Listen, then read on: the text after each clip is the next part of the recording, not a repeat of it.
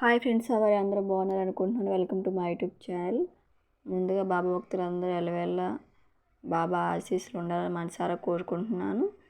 ఈరోజు బాబా జీవితంలో జరిగిన ఒక నిజ సంఘటన గురించి చెప్పుకుందామండి.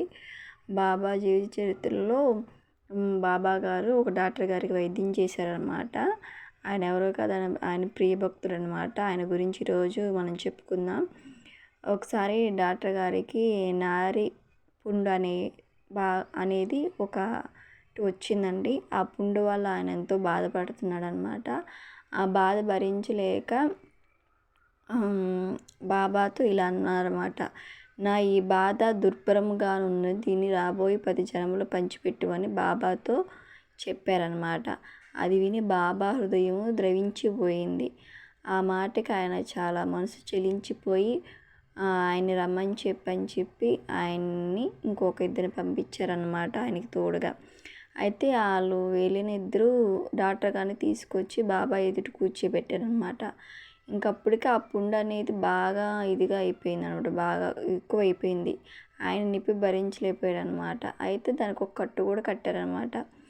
అయితే బాబా గారు ఏమని చెప్పారంటే, ముందుగా ఆ కట్టు తీయండి, లేకపోతే నువ్వు చచ్చిపోతావు అని చెప్పి అని అన్నాడు. ఇంక వెంటనే ఆ కట్టు అనేది వాళ్ళు తీసేశారనమాట. దాంతో ఆ పుండు అనేది బయట కనిపించింది. ఇంకా ఆ గాయం గురించి అందరూ చూశారనమాట. కట్టు ఇప్పి చూడంగానే ఇంకా అక్కడ ఉన్న మసీదులు అందరూ చూశారనమాట. అయితే ఇంకా ఆ మసీదులో దీపాలు బాగు చేయడానికి ఒక అతను వస్తాడు. అతను చూసుకోకుండా ఆ కురుపు మీద తొక్కుతాడనమాట. అది తొక్కంగానే ఆ కురుపులో నుంచి ఆ పుండులో నుంచి 7 పురుగులు బయటపడతాయి అన్నమాట.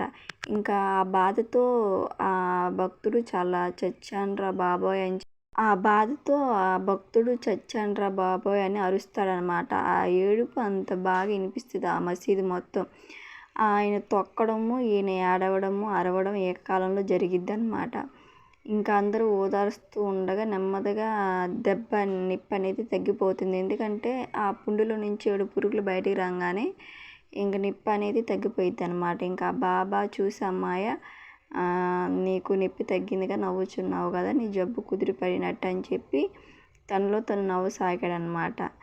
అది ఇంతలో బాబా వచ్చి ఇంకా ఆయన్ని మొత్తం చూసి నీకు తగ్గిందని అడిగారనమాట.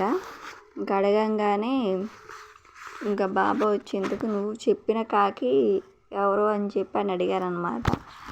అసలు ఏంటంటే ఈ కథ మొత్తం ఏంటంటే, ఆయనకి బాగా పుండు కురుపు బాగా ఎక్కువైపోతే దాంట్లో ఒక 7 పురుగులు ఉన్నాయి అన్నమాట. అది వల్ల అతను బాగా నొప్పి అనేది ఫేస్ చేశాడు. ఈలోపు బాబా ఒక చిన్న అద్భుతం చేశారు తన మహత్యంతో. ఒక ఆయన వచ్చి అనుకోకుండా తొక్కడం, అది బయటపడము అనేది ఏకకాలంలో జరిగింది. ఇంకా నొప్పి అనేది తగ్గింది. ఇంకా బాబా అతనికి విభూది ఇచ్చి ఆ విభూదిని నీటితో కలిపి తీసుకోమని చెప్పాడనమాట. ఇంకా ఆ విభూది కూడా 10 రోజులు తీసుకోమని చెప్పన్నారు. ఇంకా 10 రోజులు ఆ పుండికి ఆ విభూది రాసిన తర్వాత 10 రోజులు పూర్తిగా మాయమైపోయింది. ఇంకా అతను బాబాయ్ కృతజ్ఞతలు చెప్పుకున్నారనమాట. ఇట్లా బాబా గారు ఎంతోమందికి వైద్యం చేశారు. ఇట్లా ఒక డాక్టర్కే కాదు, సాధారణ మానవులకి, తన భక్తులకి ఎంతోమంది ఇట్లా వైద్యం చేశారండి. కానీ అది తమాషాగా ఉంటే ఆ వైద్యం కూడా ఎవరు ఊహించలేరన్నమాట. భక్తులు ఎవరైతే ప్రేమతో ఆర్తితో పిలుస్తారో ఖచ్చితంగా బాబా పలుకుతారండి. వాళ్ళ అనారోగ్య సమస్యలు కూడా తీరుస్తాడు.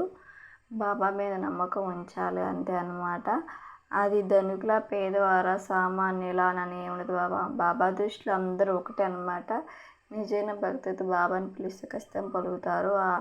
అనారోగ్య సమస్యలు ఉన్నా కూడా బాబా తీరుస్తాడు. చాలా మహిమ ఉందండి బాబా దగ్గర అయితే. నేను విన్నాను, చూశాను, నా కళ్ళారా కూడా జరిగినవి కూడా అన్నమాట.